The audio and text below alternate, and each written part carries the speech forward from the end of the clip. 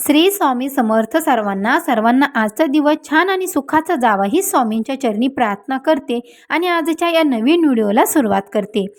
या वर्षी म्हणजे 2026ची मकर संक्रांती खूप खास असणार आहे। या दिवशी षष्ठीला एकादशी सुद्धा आहे।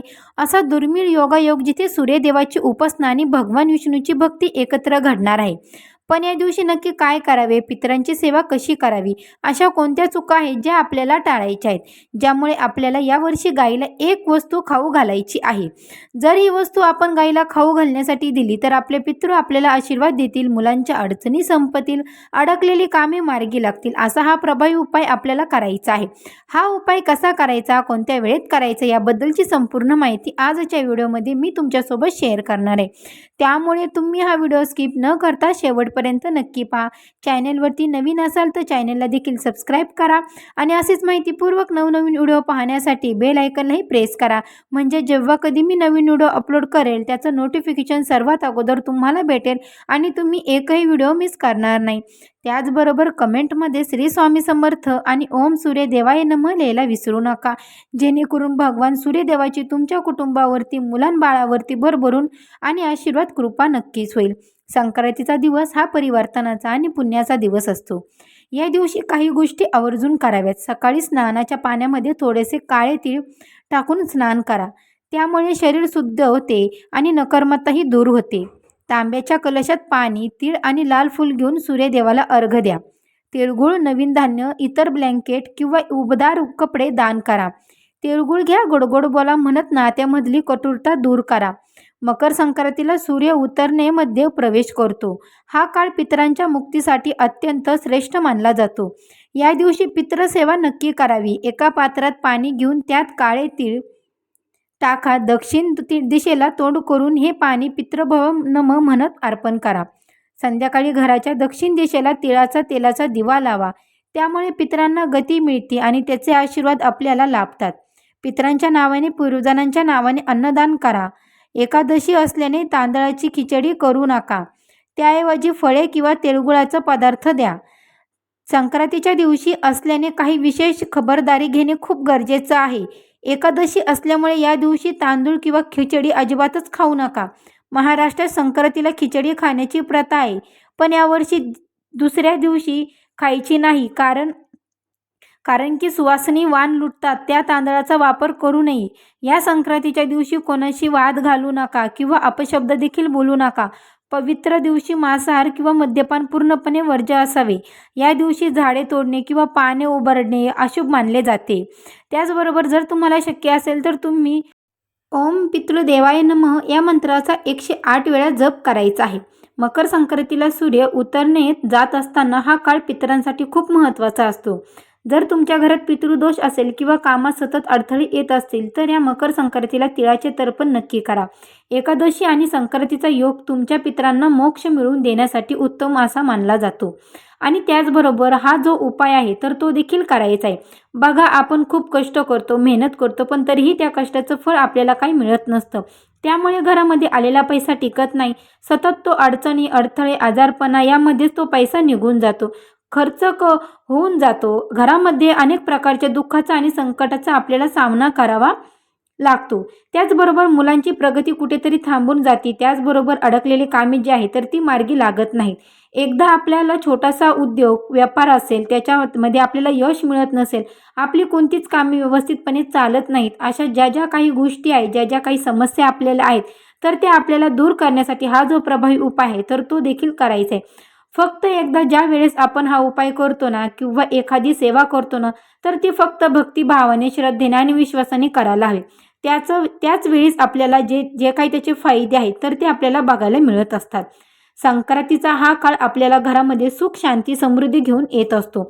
आपल्याला घरामध्ये वास्तुदोष असेल, ग्रहदोष असेल, नजरबाधा, नजरेचे जे काही दोष असतील तर ते सर्व दूर करण्यासाठी हा दिवशी प्रभावी खूप उपाय आपल्याला करायचा आहे। त्याचबरोबर उपाय ज्यावेळेस आपण करतो त्यावेळेस मनामध्ये कुठेही किंतु परंतु येऊ देऊ नका।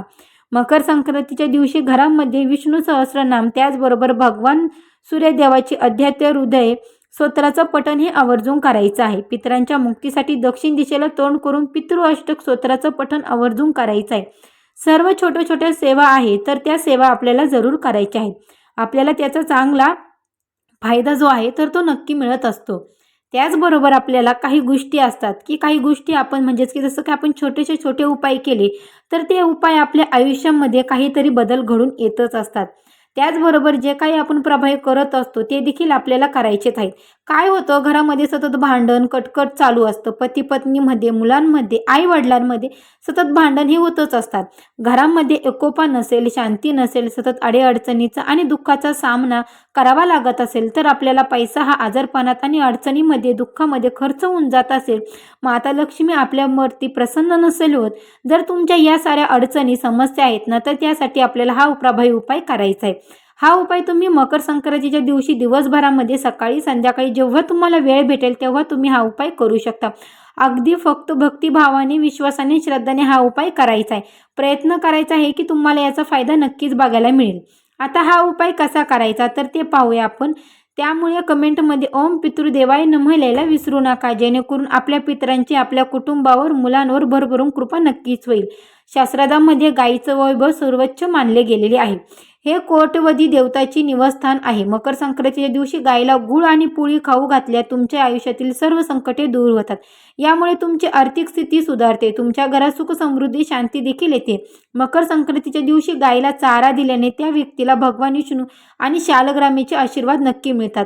त्यामुळे तुमचे नवग्रह अनुकूल होतात. जर तुमच्या आयुष्यात राहू केतूचा अशुभ प्रभाव असेल तर तोही संपतो. गायीला चारा देण्याचा हा उपाय केवळ पैशाची कमतरता दूर करत नाही तर जीवनात सकारात्मक ऊर्जा आणि आनंद देखील आणतो. मकर संक्रांतीच्या दिवशी हे उपाय केल्याने व्यक्तीच्या जीवनात आनंद आणि समृद्धी येते आणि त्याला प्रत्येक क्षेत्रात यश मिळते. मकर संक्रांत हा केवळ एक सण नसून हा एक आध्यात्मिक प्रसंग आहे जो तुमच्या जीवनात चमत्कारिक बदल आणू शकतो. डिंकाचे लाडू गायला खाऊ घालू द्या. म्हणजेच की जर तुम्हाला तुमचे नशीब वाढवायचे असेल तर गायला डिंक लाडू खायला द्या. यामुळे तुम्हाला केवळ आर्थिक लाभ होत नाही तर प्रेम आणि शांती देखील मिळते. तीळ आणि पिंजराचे नैवेद्य गायला खायला द्या. तीळ आणि पिंजरे खाऊ घातल्याने पितृदोष आणि शनिदोष शांत होतो. खिचडीचे दान मकर संक्रांतीला केल्याने घरात समृद्धी आणि आनंद येतो. हा उपाय विशेष आर्थिक समस्यांना तोंड देण्यासाठी आहे. प्रत्येक क्षेत्रात प्रगती होते. जे लोक नियमितपणे गायीला चारा घालतात किंवा गोशाळेमध्ये सेवा करतात यांच्या आयुष्यात संपत्ती आणि आनंदाची कमतरता नसते. मकर संक्रांतीच्या दिवशी तांब्याचे भांडे, काळे तीळ, तूप आणि उबदार कपडे दान करणे अत्यंत शुभ मानले जाते.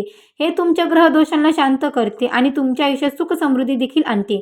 जर तुम्हाला शनीची साडेसाती किंवा ग्रहाचा त्रास होत असेल तर मकर संक्रांतीच्या दिवशी काळे तीळ आणि पांढरे तीळ, तूप आणि उबदार कपडे दान करणे अत्यंत शुभ मानले जाते. शनिदेवाच्या साडेसातीपासून वाचायचं असेल तर तांब्याच्या भांड्यात काळे तीळ भरून गरिबांना दान करा. यामुळे वाईट परिणामांचा नाश होतो. तर पहा, गायीच्या आशीर्वादाने तुमचे जीवन आनंदाने भरलेले जाऊ शकते.